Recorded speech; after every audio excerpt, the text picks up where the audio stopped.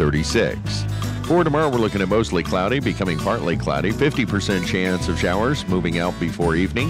In Alamogordo, expect high of 67, low of 50. For Cloudcroft, tomorrow, high of 52, overnight low of 40.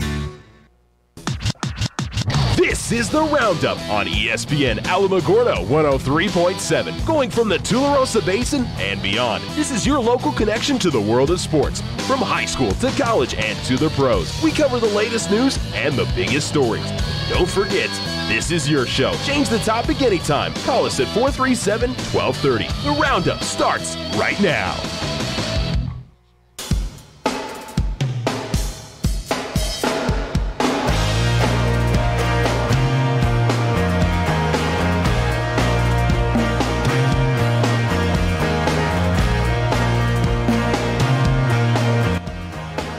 ESPN Alamogordo 103.7. Hello and welcome into the show. Everybody's having a very good Tuesday. 437-1230 if you'd like to call in. A little bit of stuff to mention here at the top of the show. In that Alamogordo boys soccer varsity is now scheduled for 5 o'clock tonight. That's a home game. Usually they play at 7 at home. With the weather, I think the big thing is want to make sure they get in the varsity game and you're not kind of waiting around for the JV game. So the JV can go afterwards. If the weather's fine, then both games will get played. It'll be no big deal. Just so it's not going late into the night for JV and varsity, I think is probably the plan. So it is also senior day. So should mention, and I'm not sure whether they're doing that pregame or halftime, but if you want to come out and see the senior day festivities, those are going on tonight, and I'll have to pull up the roster. I could probably, off the top of my head, name a number of the seniors on that boys soccer team, but I'm sure I would miss a couple, and I don't want to do that. But that's coming up tonight. It is also the Pink Out game. They're not calling it Dig Pink anymore, which I don't know why. That might, there might be some kind of copyright, because I think Tough Enough to Wear Pink is also something that is copyrighted, so you got to be careful of what you use or not. But they've done this for a number of years for Alamogordo Volleyball. They'll have a silent auction, some gift baskets and stuff, and it helps raise money. And that starts as soon as the freshman game begins, and they'll be doing a game in between the JV and the varsity. So there's all kinds of stuff taking place tonight over at the Tiger Pit. And again, 4, 5, and 6, they're facing Oñate. Should mention the Alamogordo boys soccer team is facing Las Cruces High. The girls are facing Las Cruces High tonight as well. That's going to be a 5 o'clock start time. No, 7 o'clock start time. Gosh, I had myself played around. They had normal start time, 7 o'clock for that one. And I'll run through the rest of the schedule. By the way, the seniors, Logan Reyes, Johnny Lucero, Daniel Ferranchalmi, Junior Barbosa, Urbe Bustamante, Julian Torres, and Keanu Tran. So a lot of more seniors on this group than they had last year. I think they only had 4 seniors last year. And so this year it's, 2, 4, 6, 7. So that's coming up this evening. And again, not sure when they're doing the festivities for that, whether it's pre or post or halftime or whichever. So just show up if you want to make sure that you see that. And again, the other home game for Alamogordo tonight is volleyball. Girls soccer's on the road. Do have Cloudcroft and Mescalero volleyball tonight. Mescalero's at home as they host Mesilla Valley Christian. It's a big game for both sides. Probably going to decide the district depending on who wins that one. So Mesilla Valley Christian won in straight sets in Las Cruces. Mescalero trying to even it up there if they can. And how many regular season matches left? So it's 4. They're at the halfway point of district. So we'll see. Mesilla Valley Christian, they're at Lordsburg coming up on Saturday. Is Mescalero Apache. I should mention that. The Cloudcroft volleyball team hosts, I believe, is at Capitan tonight. Let me make sure I get the location right. That does make somewhat of a difference. Yeah, they're at Capitan tonight. And that one starts at 5 o'clock. So plenty of volleyball throughout the area. It's a busy night. Last week of the regular season. This is the last home game for boys soccer. And not a guarantee that we'll see a home playoff game this year for the Tigers. By the way, the rankings dropped Alamo to 7. Gadsden's down to 10. Mayfield's 9. So Alamo drops a little bit behind Rio Rancho and Volcano Vista. That's going to be an interesting one. Rio Rancho is going to finish 3rd in district, like Alamo is going to finish 3rd in district, and it's probably going to come down to head-to-head and better overall. Alamo will have them on better overall record and quality wins, and we'll have to kind of break that down in some of those cases. I think Rio Rancho has a little bit better strength of schedule, but the question is, do they have good wins over some of those teams? That'll be something worth mentioning. Because Alamo will likely have a win over their district champion against Mayfield. They'll have 2 wins over Hobbs, who's going to win their district. Clovis looks like they lost to Hobbs again. So you're talking about a top 3 team. So in all this is just wondering, how the seeding is going to work itself out. Because the big thing that you got to remember is Alamo has to be seated behind Mayfield and Gadsden right now. Now things could change. Didn't see. I know they made up some games yesterday. And I don't know if Gadsden was one of those that had to make it up. Gadsden's got Oñate scheduled for tonight. That's the big one to watch if you're Alamo. They got Oñate at home and then Centennial coming up. But that's probably the more likely of the 2 remaining games. If Gadsden's going to drop one, that would probably be it. But Gadsden's also come through and won a lot of big games so far. They've lost both to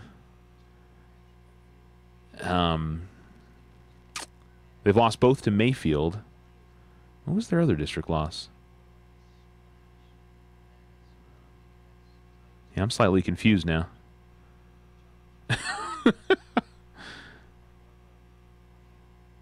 They had another one in there at some point. They've beaten Alamo twice. They've beaten Deming. And I'll have to run through that. I'm not totally... Yeah, because they beat Alamo. Cruces, that was the other one they lost. I'm looking through their schedule going, where's the other district defeat? Okay. So, we'll see what happens there. And, Mayfield's not without possibility of losing a game here at the end of the season as well. That could definitely happen. But Mayfield 8-2, Alamo and Gadsden 7-3. Oñate is 6-5, Cruces 5-5. I know they played some games last night in Cruces. They were trying to make up some games that got canceled due to weather. Like Centennial girls soccer stayed undefeated. So we'll see. By the way, there's something that should be pointed out. I know I've talked about how the South really hasn't gotten a whole lot of respect in girls soccer. I guess one of the reasons why there hasn't been a team outside the metro area, a girls team in Class 5A or the big classification, to win a soccer championship in girls since 2009. It's all James Yotis of the Journal tweet that out yesterday. It's not something I guess I'd really thought about. And listen, respect is due where it should be. I mean, the Albuquerque schools have in girls soccer kind of dominated the play. There have been some very good teams from the South. I feel like from the Cruces area, Hobbs has been pretty solid over the years. So is Carlsbad. So, but in terms of winning a state championship, obviously that's a different beast sometimes. So, again, for Alamogordo boys soccer, all they can do is just control what they can control, which is go out and win tonight, and then win on Thursday at Deming, and see how everything shakes out from there. If they get some help from Oñate or not, and how the committee views the district. Does it move Mayfield and Gadsden up further, or does it just bring Alamo down? And that's, I guess, the big question mark in all of that. And I don't know the answer to that. That's going to be a tough one. So, yeah, Alamo's got a couple of interesting things that help them, and then some things that hurt them, like the loss to Clovis could hurt them in some ways. So.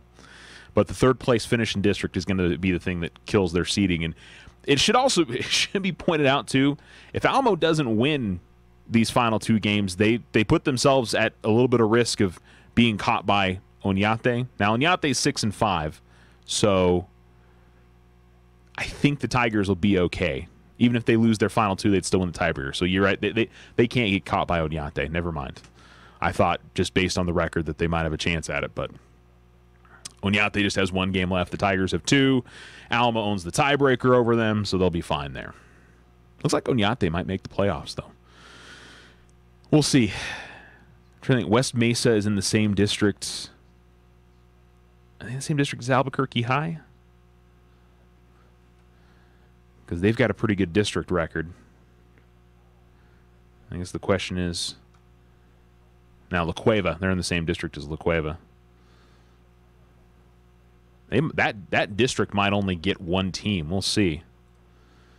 I mean, and that's a curious question, too. I mean, are you going to take a fourth-place team in district in Oñate that's got better rankings, or West Mesa, who finished second in their district? They've got some difficult... I think that's probably going to be the most difficult choice of who's in, who's out situations. You know? Obviously, they don't think that Albuquerque district is especially strong. So, or at least the rankings don't view them as especially strong. And then you got an 11-6 Santa Fe High team that apparently isn't too bad either. So they might be in the discussion a little bit as well.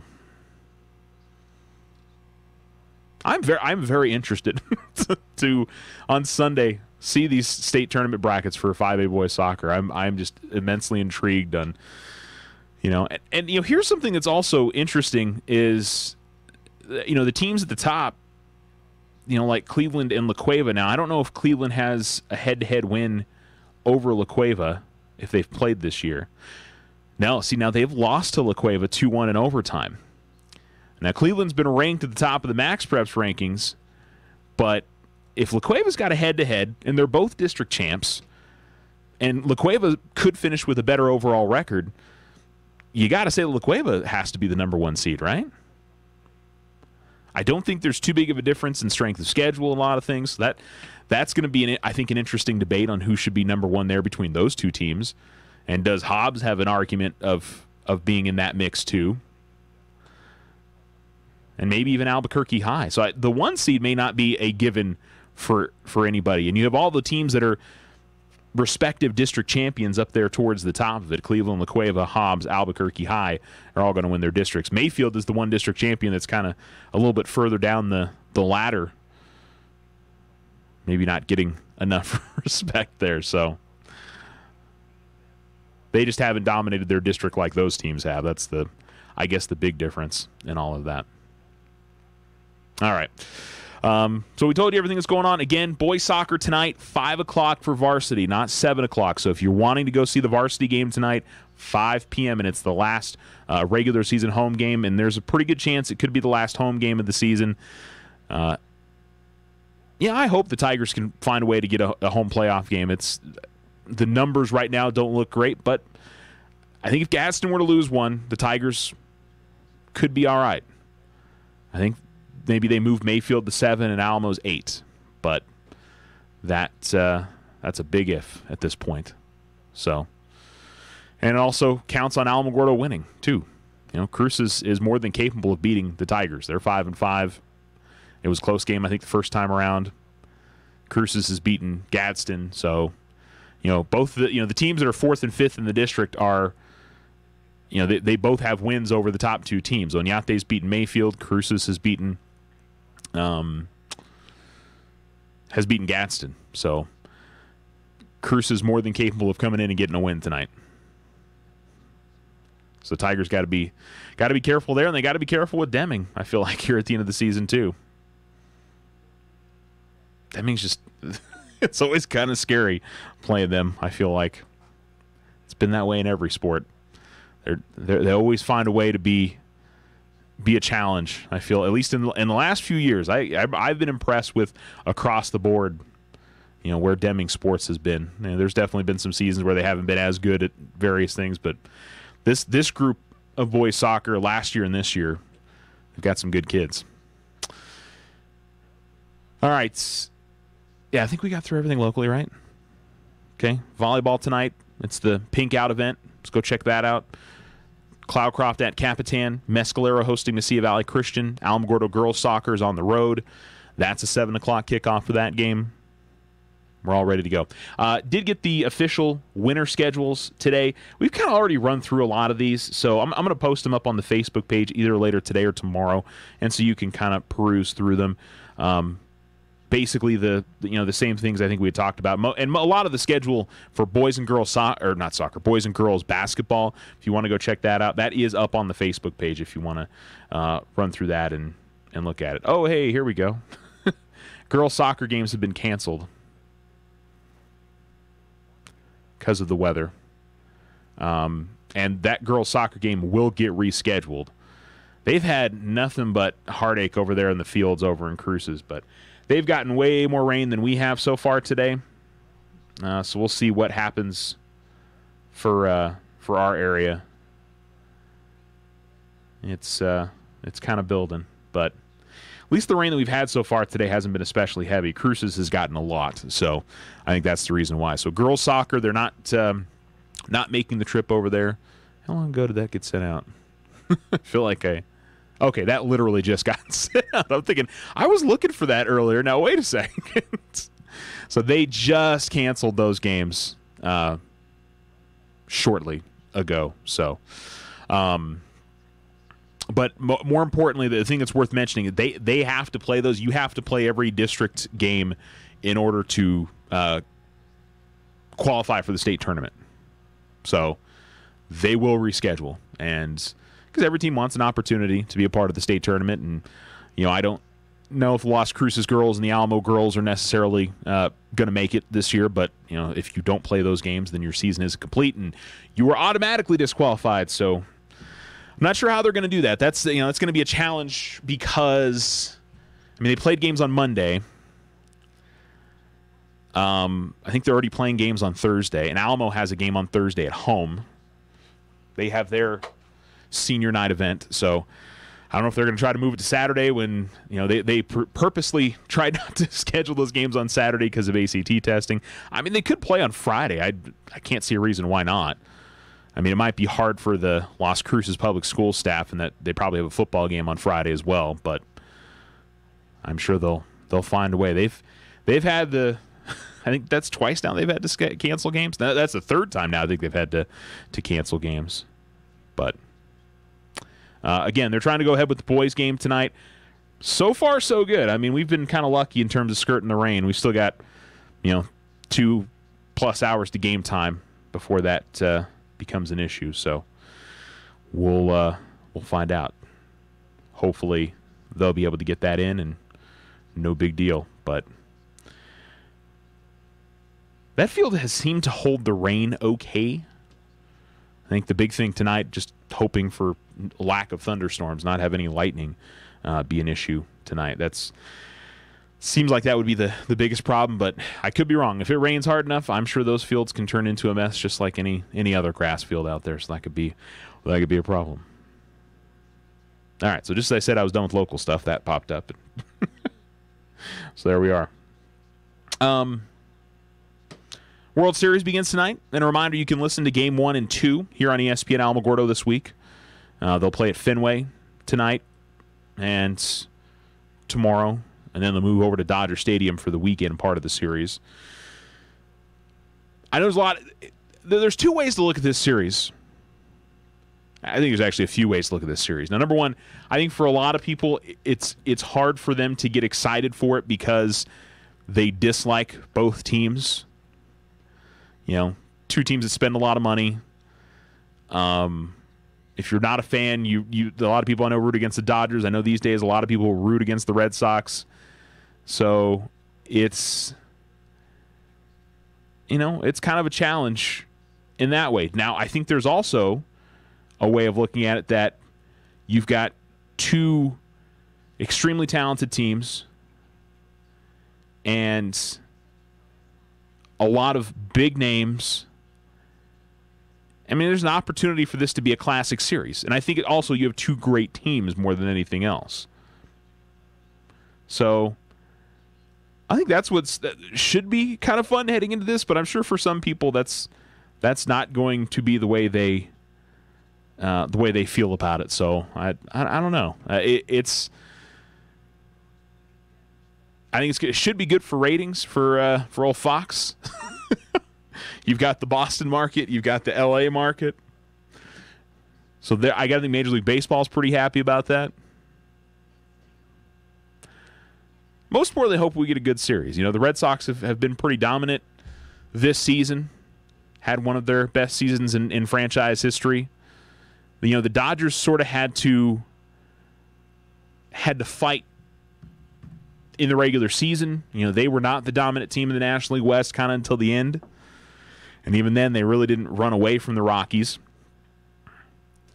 And D-backs, for that matter. Whereas the Red Sox kind of cruised. I mean, they had to deal with the Yankees, and the Yankees were always there. If the Red Sox had stumbled at any point throughout the season, the Yankees could have caught them. Kind of season that New York had. So they certainly weren't left to their own devices, but it probably helped them in the playoffs in that they didn't have, or that they didn't have that division sewn up at the end of August. Same goes for the Dodgers.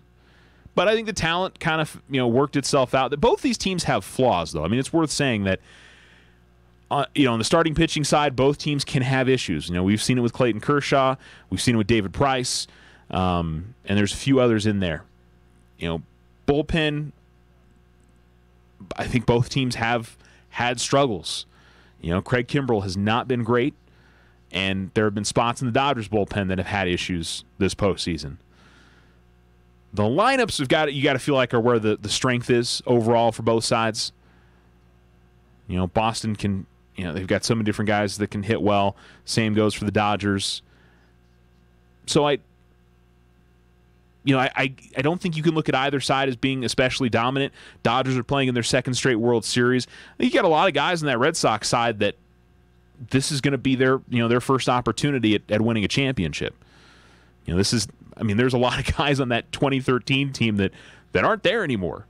That's what's kind of curious about the Red Sox is that, you look at J.D. Martinez and, he wasn't there. And I don't think Mookie Betts was with the team at that point. And I have to look through the rest of that lineup. But, this is a relatively... that team was still on the back end of that group from 2004 and 2007. When, David Ortiz was still a part of the team, and Dustin Pedroia, who's still with the Red Sox but is hurt. The starting pitching, Chris Sale, I believe, is playing in his first World Series. I think this is second for David Price, right? He was with the Rays when they went to the series, I think. And whereas everybody on that Dodgers roster, with the exception of Manny Machado, and this is sort of old hat to them. They played a crazy 7-game series. They're coming off a crazy 7-game series. I don't know how much that makes a difference for professionals, but you can't tell me there isn't a little bit of, you're playing your first World Series game. It's in Fenway. It's going to be chilly. It's going to be, there's got to be a little bit to that, right? But, again, most of these guys are pros. Maybe it really doesn't matter. They're just trying to go out there and perform and make it happen. So I don't think it's a series where, one team has, a lot of domination based on talent over the other. It's just, who's going to go out there and make the pitches and make the hits and do the things that need to happen to get it to win. And I have no idea who's going to win it. I'll be honest, I don't necessarily care. I just hope for some entertainment. It's not going to make me sad if the Dodgers win or the Red Sox win or vice versa, whichever. I'm kind of on the side of just give me some good games and I'll be pretty happy with the World Series. I know there's a lot of people, and one of our resident folks on this show, Jaime, I know, is beat LA all day, so I'm sure he's hoping for that. But the Red Sox have become a very difficult team to root for. This would be 10 years ago. This would be a case of people are going to root for the Red Sox. The Dodgers are the big money team. People wouldn't even pay attention to the fact that the Red Sox are a big money team too. They would just say, it's the Red Sox. We want to see them win one. And I guess that would be more like 15 years ago, not 10. So I think that aspect of it, you don't have kind of a Cinderella in this in this little scenario. Dodgers haven't won a series in 30 years. So, I mean, if you're looking for something like that to kind of get you, I haven't seen them win in a while. Dodgers got to be your team. Don't have to be, but certainly would make sense if that's kind of. And I'm usually that kind of fan. Like, I'd like to see this team win it. I don't know if I necessarily feel that way about the Dodgers. I think the money part of it is hard for me to reconcile that. And it might be the same with the Red Sox too. If they were still on their, I don't know, if they were still on their streak. I mean, if this was the 100th year of them not winning a World Series, then it'd be hard not to root for the Red Sox. That's great. That 1918 date just doesn't have as much juice to it anymore as the way it used to. That was something everybody seemed to remember. You win 3 World Series in 15 years. People seem to forget that, and it could be 4 in 14 years if they win this. And you start to. It's hard to call it a dynasty because there are a lot of different pieces in there. Usually when we talk about team dynasties, it usually has to have some of the same core pieces remaining, and the Red Sox just don't. There's nothing left from that that group that won the 3. So it's been a pretty heavy overhaul for them, and going out and signing and trading guys, and they've got a few players that are homegrown prospects, but it's there's a lot of we paid for him situations with the Red Sox in this group. But Game 1 tonight, first pitch is a little bit after 6 o'clock. You can listen to it here on ESPN Alamogordo. Hopefully it'll be a fun series. Oh, what'll be the prediction? I'll go Red Sox in 6. That seems to be the pretty prevalent choice out there. But, again, I'm okay with either as a fan. And in terms of predictions, you all know I'm not especially good at those. So, by no means take that one to the bank. That would be quite a mistake on your part. All right, real quickly again before we go to break, want to mention it. Alamogordo boys soccer playing at 5 o'clock tonight. Alamogordo girls soccer is canceled. Now, they would have been playing in Las Cruces tonight, so if you were planning on making the trip over there, don't. Obviously, rains have ruined the fields over there at the Field of Dreams, so just worth mentioning that. The volleyball games obviously should be no issues indoors, so no problems there. All right, let's take a break. We'll come back. You're listening to ESPN Alamogordo 103.7.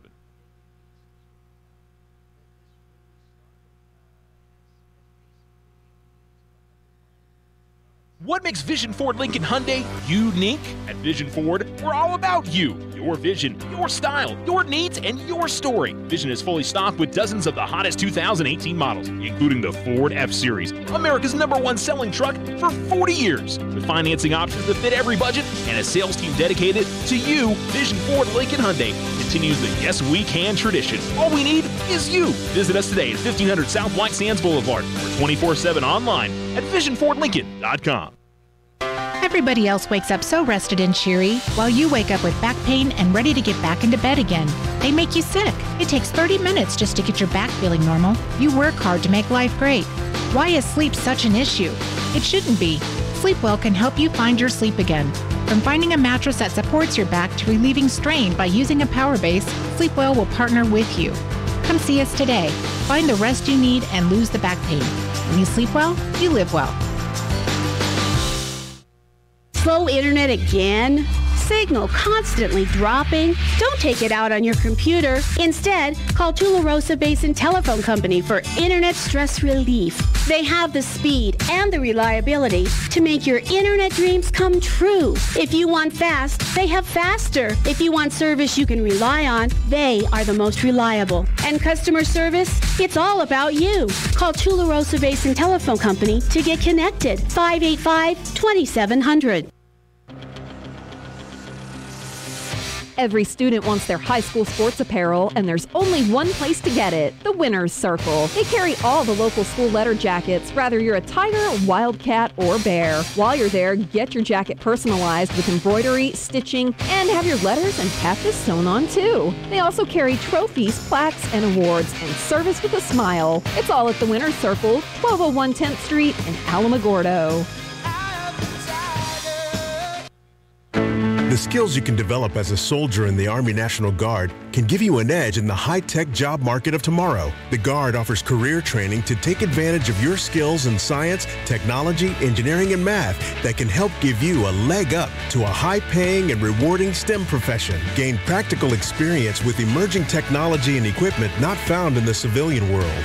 The Army National Guard can get you started in an array of STEM-related career fields such as information technology, communication systems, special forces engineers, technical engineering, air traffic control, and chemical, biological, radiological, and nuclear science. Get a head start on your career in an exciting new field while earning money to pay for college, all while serving in your own community. Log on to NationalGuard.com or talk to a recruiter in your area to learn about all of the STEM career opportunities available to you in the Army National Guard. Sponsored by the New Mexico Army National Guard. Aired by the New Mexico Broadcasters Association and this station. People you know, community people, people you know, community people. If you're looking for a new car or truck, we've got your loan and a local dealer has your vehicle. It's the people you know combination. See us today. Federally insured by NCUA, OFCU, 3 branches in Otero County, 434-8500. Community people, you know.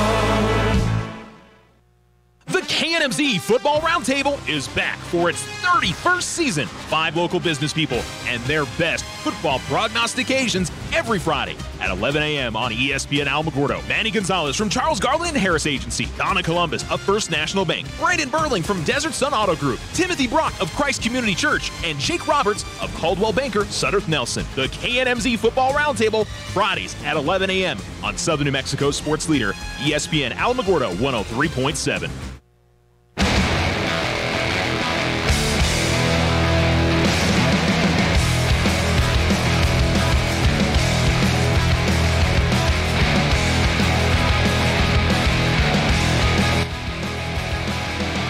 ESPN Alamogordo 103.7. Welcome back into the show. 437-1230 if you'd like to call in. Again, Alamogordo girls soccer at Las Cruces High canceled. The boys game is still on. They've moved it up to 5 o'clock. We'll cross our fingers on that. If it rains, I mean, the nice thing is it hasn't rained a lot here today. That's the issue in Cruces. It's been raining there, I think, since the morning. So even if it does rain this evening and we don't get any lightning, I think it'll be okay, but obviously, we'll find out. The fields could take a turn for the worse very quickly. So, just kind of how it is. But as of right now, they've moved the varsity game up to 5 o'clock, and if everything's okay, they'll do the JV game at 7 o'clock. And senior nights tonight over at Reiner Steinhoff Soccerplex. So we'll see what happens there. And yeah, that's it for the schedule issues. Everything else: Alamo volleyball, Mescalero, and Cloudcroft should be fine. All right, what else do we want to get to? You know, we haven't spent a lot of time on national sports, it feels like, the last couple of weeks. I didn't have a lot of shows last week to do that, and we had plenty of local stuff to chat about. So, did see they finally put new coaches polls out for the Mexico High School Coaches Association, and they had Thule, I think, at 9. There really wasn't too big of a difference from the Max Preps polls. I was actually looking through all of them going, yeah, pretty much same. Like Artesia beat Roswell and still behind them in the coaches poll along with the Max Preps poll. So kind of interesting on how that's viewed by the voting members and all of that. And I got any other teams? I think Mescalero. Let's see Mescalero volleyball real quick and see where they're ranked at. I'll pull up those. Let's see, volleyball polls. Now, see, the ones they've got online are from a few weeks ago. So I think they've actually been doing polls. They just haven't been posting them up to their their website, because I've seen them online, but I haven't seen them anywhere else. So I'll find them. I know I did see them come out yesterday, and I don't know if they posted both the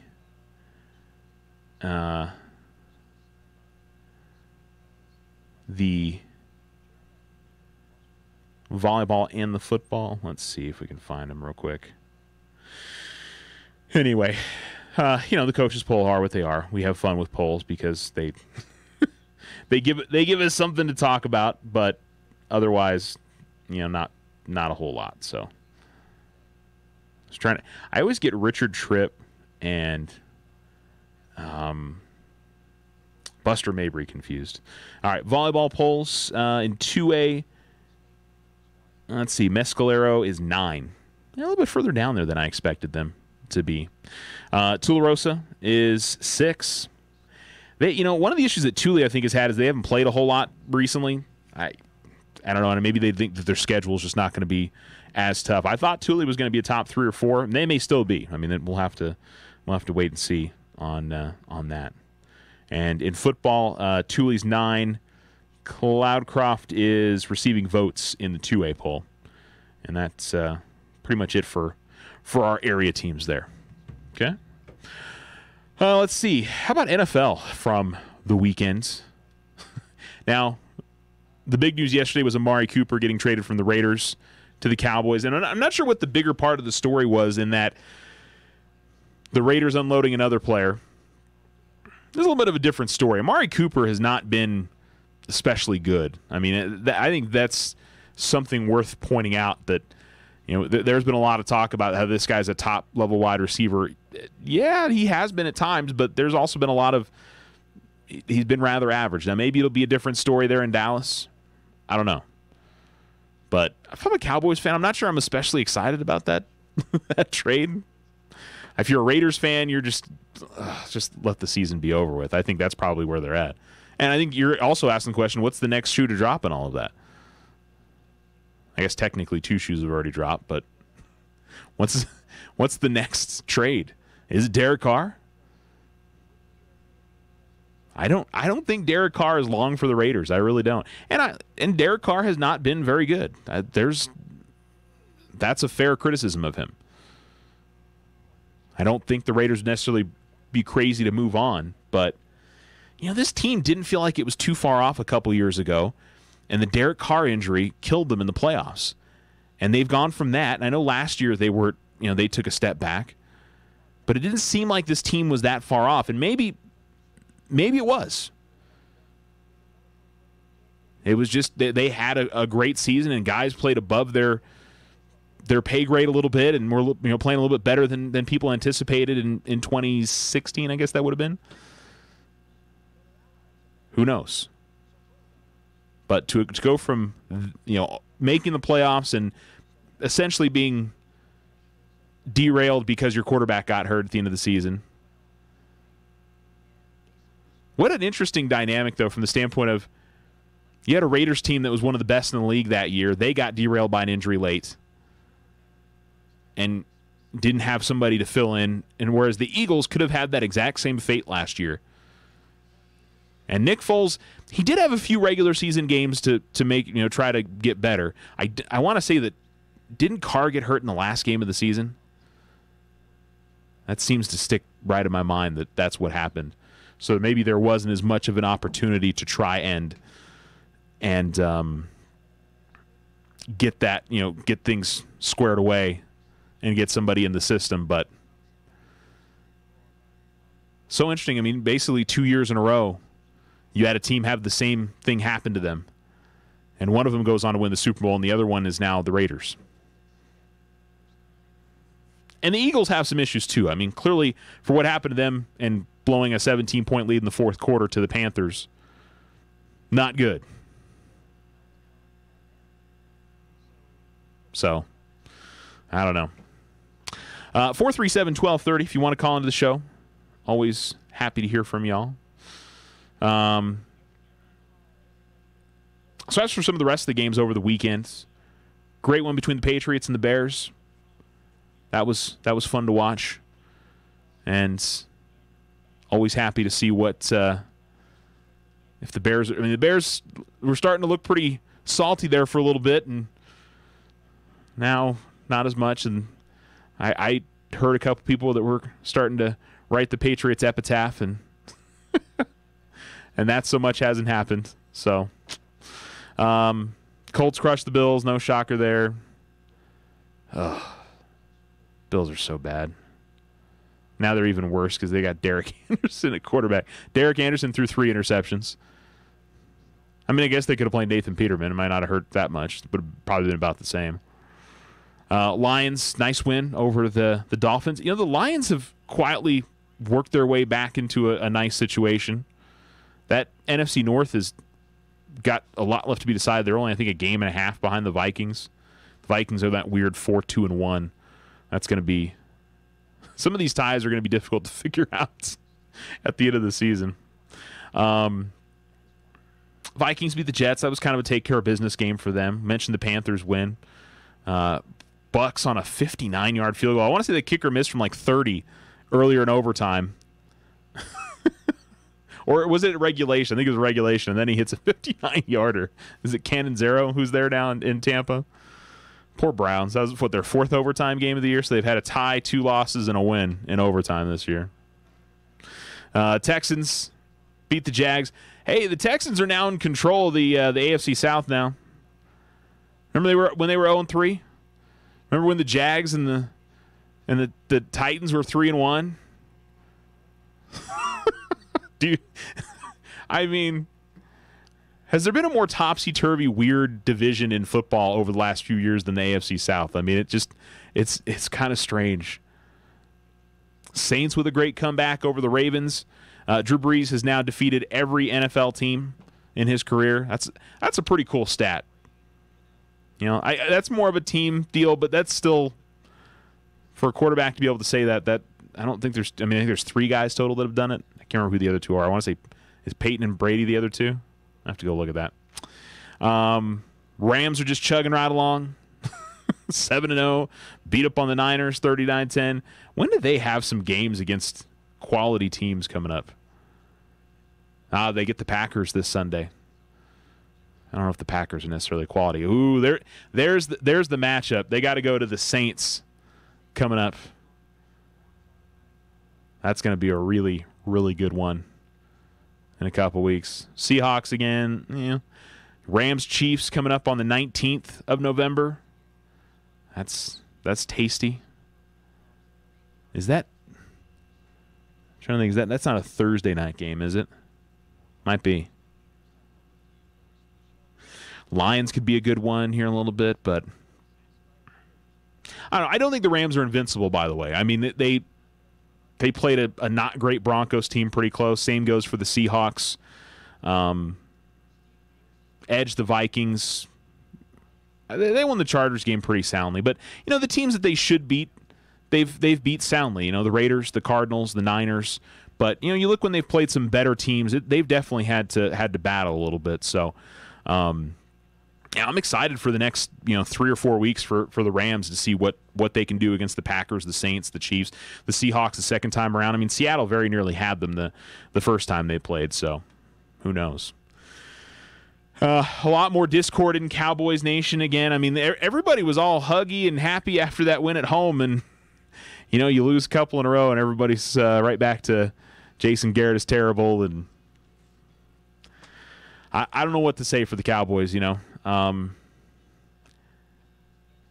still will always be a case of who owns the team and makes player personnel decisions, and he just doesn't make the best player personnel decisions. And there's a lot of people who feel like the Amari Cooper trade reeks of desperation, and it probably does a little bit. There's nothing wrong with a little bit of desperation, by the way. That's fine. There's nothing wrong with that. Chiefs look great against the Bengals, and credit the Chiefs' defense. They finally had a good game. That has not been a strong suit for the Chiefs to stop somebody, and on Sunday night they definitely did that. And the Falcons got a much-needed win. But, we're coming up on essentially the halfway point of the season for a lot of these teams, and crazy how quickly the NFL season just chugs right along. but and still a lot to be determined in these divisions. The AFC North is a cluster at the moment. I mean, the Browns are not out of it by any means at 2-4-1. But the Steelers all of a sudden have found themselves in first place. That's kind of crazy. The Ravens and the Bengals losing this weekend, and the Steelers are like, oh, cool, we're in first. I don't think the Steelers were off this weekend, right? Texans are in first. They're only a game up on the Titans and Jags. Should be noted the Colts are in it too. And I don't think the Colts have played that poorly this season. They've played some pretty good teams. They lost the Bengals, who are good. They beat the Redskins, lost to the Eagles by 4, lost a 3-point game to the Texans in overtime, which probably should have been a tie. Lost to the Patriots. The Jets' loss is not a great one. That's not a good one. And then they crushed the Bills. So you would expect them to beat the Raiders this week. They do have to make the road trip, but the Colts have a chance to turn their season around. Raiders, they can catch up a game on the Jags. They play them in a couple weeks. Titans as well. So, I mean, they could actually probably move past the Jags and the Titans. So, for Colts fans, they were 1-5 and everybody was kind of bumming on them a little bit. The next few weeks, an opportunity to kind of turn the season around. Now, they could also go the opposite direction, but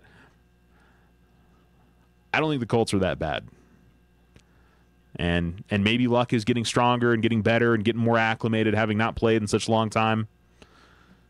Could be. Chiefs have got a game lead on the Chargers in the AFC West.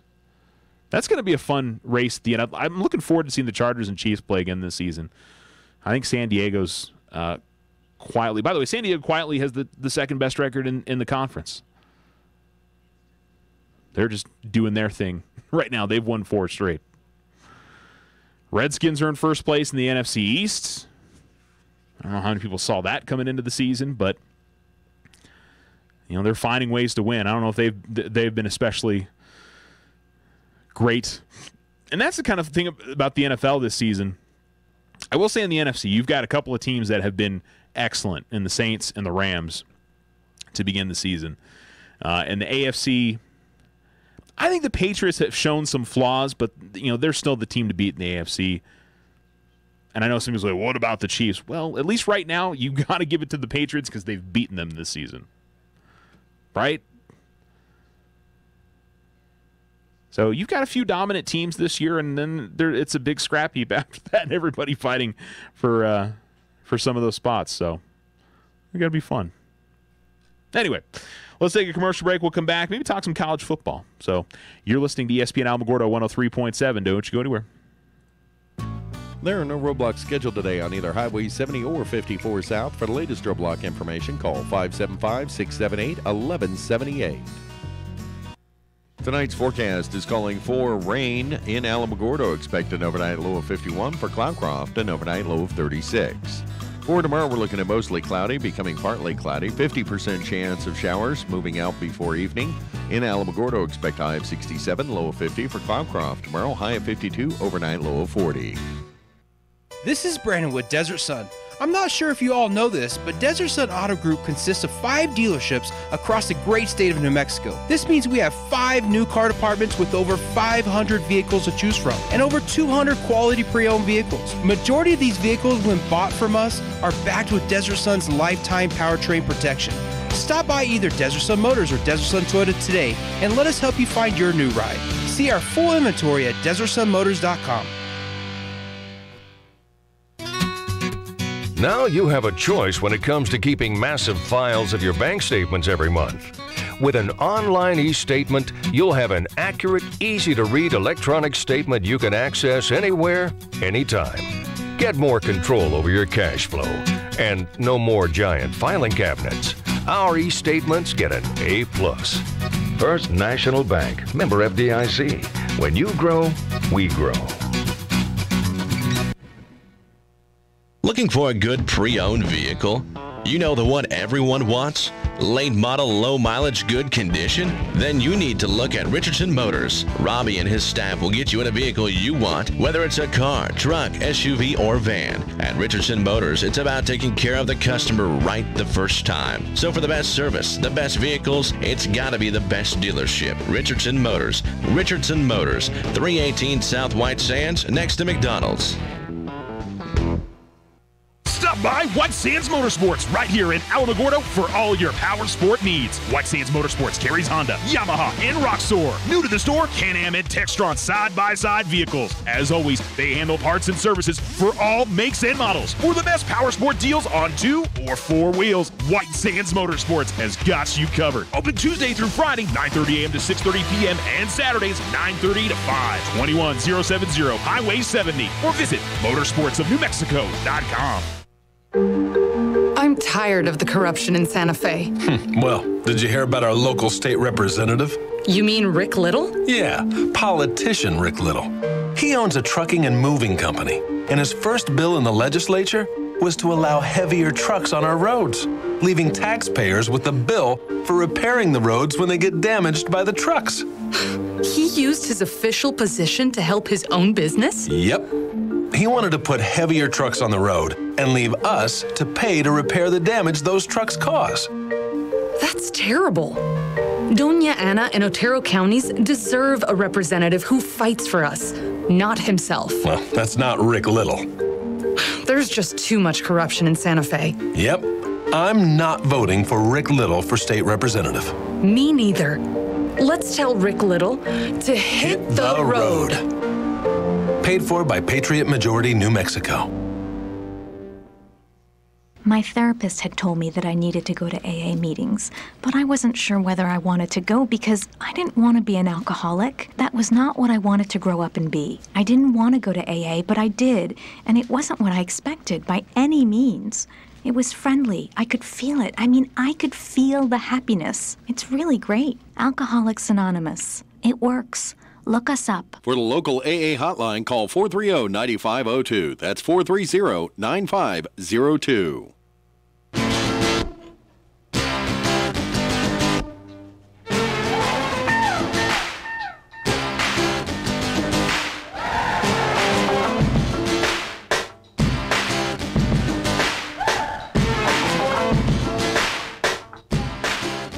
You're listening to ESPN Alamogordo 103.7. Welcome back into the show. Just a few minutes left. I want to mention again, Alamogordo girls soccer has been canceled today. They were going over to Las Cruces High. Clearly the weather, it's looking... I've got one little window that I can kind of see a little bit out of, and I can see that as the show has gone on, it has gotten progressively darker outside. So the rain is coming for tonight. The boys' game, the varsity's been moved from 7 to 5. So, again, the boys' game played at 5 p.m. tonight for varsity. They're hopefully going to be able to get that in at senior night. I mentioned it yesterday that, the short schedule choices because they have to play these games. Brackets come out Sunday. I know that the NMA in the past has, if there's been weather cancellations, they've sometimes waited to release the brackets till Monday. I don't know if they'd do that in this case to let the teams play. I don't know if they'd play on Sunday or not. I don't know if you're allowed to play on Sunday or not. So, we'll see. Hopefully, the nice thing is it hasn't rained very much here today, and maybe it'll be all right. But we'll have to wait and see. And of course, the other aspect to it is if there's thunderstorms in there, that will change things considerably. If it's just rain, then might be able to get things done today. But again, varsity scheduled for 5, and it is senior day over at Reinersteinhof Soccerplex. And I think there's, 6, 7 seniors tonight? What else do we have? Volleyball tonight, it is the Pink Out game for Alamogordo Volleyball.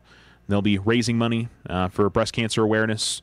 So stop in and bid on some of the baskets and the various things that they'll have going on over there, and they'll have other games and all kinds of fun stuff. So come out and be a part of that. Not many home games left for Lady Tiger Volleyball. I think they've got 2 left, tonight, and then one final one to wrap up the season. So not a bunch of home volleyball games remaining on the season either.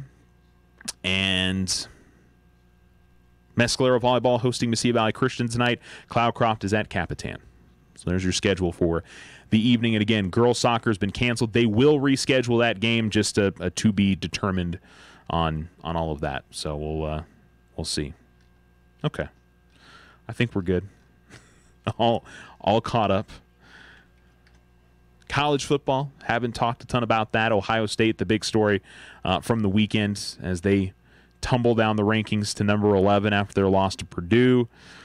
Bama still won. And is it this weekend? No, they're off this weekend. LSU's next weekend. They've only got 4 games left on their schedule, by the way. Mississippi State's a sneaky game because the Bulldogs have been solid this year. And then Auburn. Alabama's a little bit curious in that, I don't feel like they've played a really good team this year. Texas A&M is probably the best team they've played. And some of the SEC teams, you could argue Ole Miss isn't that bad, but with all of that, they've dominated those games. So it's not as if they struggled to 8-0 or 8-0. Changed my ranking here. There it is. It's not as if they struggled to get there. So I don't know. I guess the Central Florida fans are their president, their AD, or their coach appeal to ESPN to change the college football playoff. Central Florida has no argument to be in the college football playoff this year. I know they're undefeated. They need to look at their schedule and tell me, oh yeah, we should be we should be in the college football playoff. You barely beat Memphis. Stop. And even last year, I just you're not going to get me on the side of they deserve to be in the college football playoff last year. No. They can claim a national championship all they want. It's cute, sure. Y'all do whatever you want to do, but if you want a chance, start trying to go out there and schedule those teams. And maybe they're not willing to, or maybe you're not willing to go to their place. I don't know. But I think there's other options for them in that, they could schedule teams from the big conferences. Maybe it's not Ohio State. Maybe it's not Alabama or Clemson or Notre Dame or any of those schools. But at least you'd be playing more often in your regular season big conference schools. Now, they had North Carolina on their schedule. Game got canceled. They beat Pitt. Pitt's not very good this year. And I guess they're not going to try to reschedule that North Carolina game. So I'm sure the way schedules work out that wasn't going to be feasible for them to be able to do that. But I just I've said it before. It's funny. In a younger life, I would have been on that Central Florida bandwagon and that they should be given an opportunity. I like the college football playoff the way that it is right now. And Central Florida just needs to get the games I look at more than anything else are the South Carolina States and them playing a division FCS team.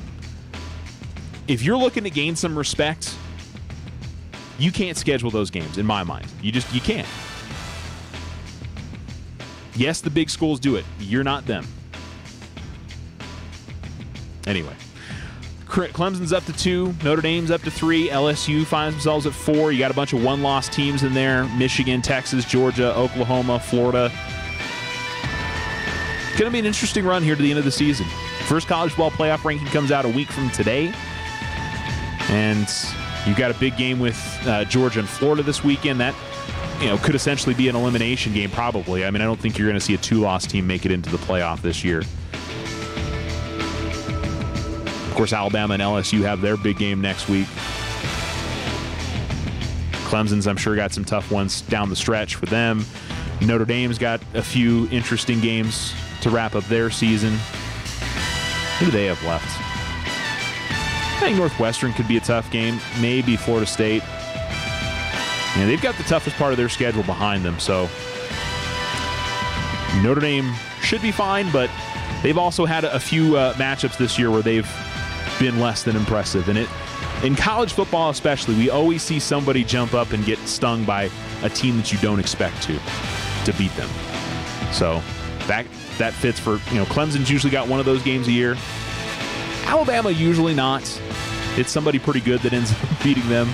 But really, they only have 3 games left on their schedule that you could legitimately say somebody could beat them. And I think all 3 could have a chance. We'll see. All right, again, no girls soccer tonight. They were going to Las Cruces. That's canceled due to weather. Boys, 5 o'clock varsity. Switching up the times there. Hopefully the weather will hold out for us there. You guys have a great rest of your day. I'll talk to you tomorrow. Hey, this is Dan Lebitard. You're listening to ESPN Alamogordo, 103.7, Southern New Mexico's sports leader. KNMZ Alamogordo. Will be making his first start in the Fall Classic, while Los Angeles counters with Clayton Kershaw. One big advantage for the Red Sox will be the familiarity of Fenway Park and the Green Monster, explains ESPN MLB analyst David Ross. When you play here every day in all your home games, when you see a ball hit, you know that it's off that monster. You know on the bases, you can take that extra base, you put your head down and go. You get a sense of that. And these funny angles and corners out here for the outfielders going to play a key role for the Dodger outfielders if they get some balls down the line. Coverage of Game 1 of the World Series, 7 Eastern ESPN Radio, also available on the ESPN app and Sirius XM 80. NFL Giants traded cornerback Eli Apple to the Saints for a 4th-round pick in 2019 and a 7th-rounder in 2020. ESPN's Adam Schefter reports Eagles defensive end Derek Barnett had season-ending shoulder surgery. NBA 76ers forward Ben Simmons doubtful tonight against the Pistons because of a back injury. NHL Blue Jackets defenseman Seth Jones returns from a sprained knee tonight versus the Coyotes, makes his season debut. Dell Cinema Technology makes whatever you love to watch even better with lifelike color, brilliant sound clarity, and uninterrupted streaming. Experience Dell Cinema Technology on the XPS 13 laptop with an 8th Gen Intel Core processor. Call 800-BY-DELL to learn more. That's 800-BY-DELL. This is the Will Cain Show on ESPN Radio. And on the ESPN app.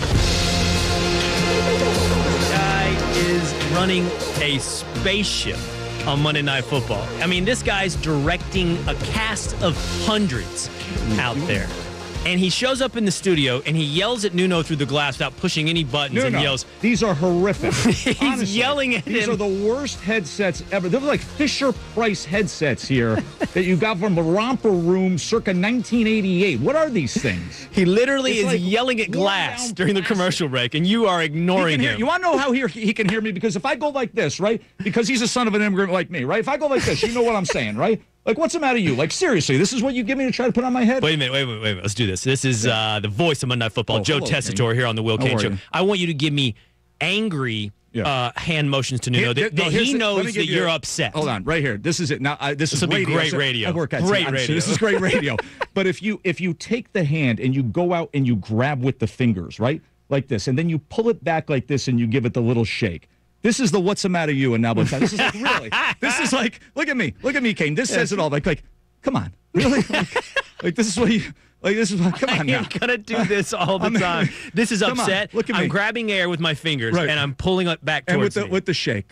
And the shake is where you're saying it. Like now give me. Is there a friendly hand sign? There's very little that's friendly in Napolitan hand signals. There's very little that's friendly, and the rest of it we really can't get into. But it's nice to be with you. Joe Tessitore, the voice of Monday Night Football, giving us the Straight Talk. Brought to you by Straight Talk Wireless. Best phones, best networks, no contracts. Let's get to football on the field. No, we're getting nothing. We're getting nothing here. Oh, we're getting nothing here. I forgot. Take it away, Bubba. It's the most interesting man in broadcasting, baby. It's Tuesdays with Tess. The Giants' offense is staying out there for a 2-point attempt. An extra point would make this a 7-point game. Incomplete. He looked for Beckham. Alford was with him. It's incomplete. It's an 8-point margin as Pat Shurmur decided to go for 2. Okay, it's Tuesdays with Tess. That's right, the Tess Man on the Will Cain Show. Oh, Chuck Mangione. Oh. The pride of Rochester, New York, Chuck Mangione, who teamed up with Herb Alpert to write the theme to the 1980 Winter Olympics in Lake Placid, New York, who once went live from the Hollywood Bowl to play this song for 17 straight minutes. But it feels so good, doesn't it? You like it? The best flugelhorn player the world has ever known. How about that? I got to take these off. They're horrific. Did you like that call that you just had? It was okay. I mean, it was just setting up a moment. It was. You seemed like it was, that wasn't your favorite. I don't go for this whole 2-point analytics. I know everybody's so into it. I know the numbers say, but yes, if you're down 14, you go for 2, and then you're down 8. But if you get 2 of them, you're going to win. And the percentages say you just go to overtime and survive. You know what analytics doesn't do, and you've heard this a million times, it dismisses momentum in a passion-based, energy, emotive sport. Momentum matters in football. If you've ever coached football, if you've ever been around football, when you score a touchdown, you get a surge on that sidelines. Your defense is jacked up. Your special teams kickoff coverage is jacked up to get back out there. And then the next thing you do after scoring a touchdown is you fail at something. There's misery. And then you come back to the sidelines coming off failure rather than gathering that boulder downhill. Oh, I cannot Let's move stand on. that. Forget the 2-point conversion. Hold How about on. the Eli quarterback sneaks? Let me wasting tell you over something. 40 seconds in the final minute. I hear you guys. I listened to what you just said. I heard Booger last night. Oh, did you hear Booger last night? Set aside the pants wetting. I'm talking about his hatred of the analytics. Now, I'm not on the nerd side. I'm not on the analytics side. Let me speak to you as a great Italian American. Yes, From please. one Texan to another macho Please. Italian.